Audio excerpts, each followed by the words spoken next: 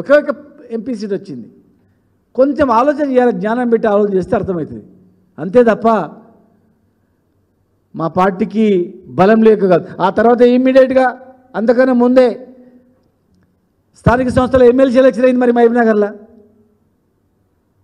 స్థానిక సంస్థల ఎలక్షన్ అయితే, ఎమ్మెల్సీ ఎలక్షన్ అయితే మరి మా టీఆర్ఎస్ పార్టీకి రాలేదా?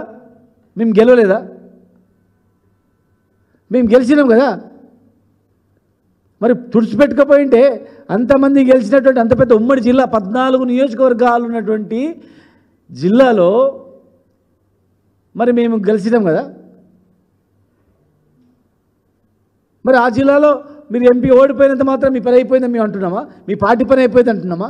ప్రజలు నిర్ణయిస్తారు ఎలక్షన్స్లో ఎవరు ఏందనేది. మళ్ళీ ఎలక్షన్స్ వచ్చినప్పుడు వేచి చూస్తారు, ప్రభుత్వ పనితీరు వేచి చూస్తారు, నాయకుల పనితీరు వేచి చూస్తారు, హామీలు నెరవేర్చడాన్ని చేర్చిండాలని చూస్తారు. ఒక్కటి కూడా వదిలిపెట్టారు ప్రజలు. నువ్వేమన్నావు ఎలక్షన్లో, ఏం చెప్పి ఎలక్షన్లో వచ్చినావు, అది నెరవేరుస్తావా చేయవా? నువ్వు అంతకన్నా ఎక్కువ చేసినా లెక్క పెట్టరు అవన్నీ కూడా. ఎందుకంటే మేము చేసినాం కదా.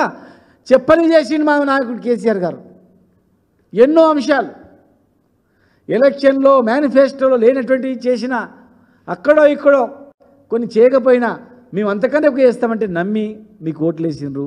ఏ నమ్మకంతో మీకు ఓట్లు వేసిండ్రో ఆ నమ్మకాన్ని వమ్ము చేయకుండా దాని మీద దృష్టి పెడితే బాగుంటుంది. కానీ ఒక పార్టీ పోతుందని ఇక రాష్ట్రంలో కాంగ్రెస్ బీజేపీ 2 పార్టీలకు కూడా ఏంటంటే వీళ్ళుంటే మనకి ఎప్పటికైనా కష్టము, వీళ్ళు లేకపోతే మనమన్నా ఒకసారి ఉంటాం.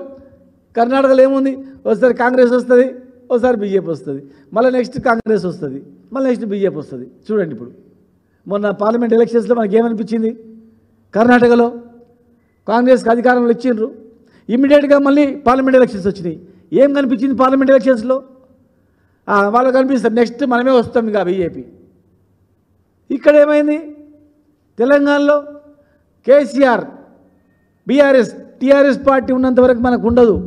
టీఆర్ఎస్ పార్టీని తుడిచేయాలి, బీఆర్ఎస్ని తుడిచేస్తేనే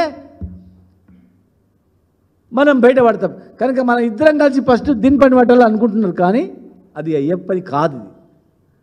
ఒక రాష్ట్రాన్ని తెచ్చిన పార్టీ 33-36 పార్టీల మెడలు వంచి కేంద్రంలో బిల్లు పెట్టి కేంద్రంలో మెప్పించి పార్టీ ఒక రాష్ట్రాన్ని సాధించినటువంటి పార్టీ. ఒక రాష్ట్రాన్ని సాధించిన పార్టీ, రాష్ట్రం గురించే పుట్టినటువంటి పార్టీ, రాష్ట్ర ఏర్పాటుకు అన్ని పదవులు వదిలిపెట్టి బయటకు వచ్చిన నాయకుడు, అందరినీ సంబంధ వర్గాన్ని కలుపుకొని అందరూ కలిసి తెచ్చుకున్నటువంటి పార్టీది. ఈ పార్టీని ఎవరు తుడచలేరు. ఈ పార్టీని, ఈ తెలంగాణ తెచ్చిన పార్టీని ప్రజలే కాపాడుకుంటారు, తెలంగాణ సమాజమే కాపాడుకుంటుంది, తెలంగాణ ప్రజానీకమే కాపాడుకుంటుంది, తెలంగాణ పౌరులే కాపాడుకుంటారు. తెలంగాణ మీద ఎవడైనా పెత్తనం చెలాయిస్తున్నాడు బయటడంటే సహించడు. తెలంగాణ గడ్డ మీద ఎవరైనా ఆధిపత్యం చెలాయిస్తున్నారంటే సహించరు. తెలంగాణ అస్తిత్వం పోతుందంటే సహించరు. అరే తెలంగాణ వెనుకబడిపోతుందంటే సహించరు. ఇవాళ దేశంలో తెలంగాణ చుట్టుముట్టు ఉన్న రాష్ట్రాల కన్నా నెంబర్ 1 రాష్ట్రం, దేశంలో అనేక రాష్ట్రాల కన్నా నెంబర్ 1 రాష్ట్రం. జీడిపిలో ఎక్కడ ఎక్కువ ఉందంటే తెలంగాణలో అని చెప్పిన రాష్ట్రం. పరిశ్రమలు ఎక్కడ పెట్టాలంటే తెలంగాణకు పోదాం దారిలో ఉన్నటువంటి రాష్ట్రం ఇది. అభివృద్ధి అంటే తెలంగాణ అని ప్రపంచ దేశాలు హర్షించే స్థాయికి ఎదిగినటువంటి పార్టీ.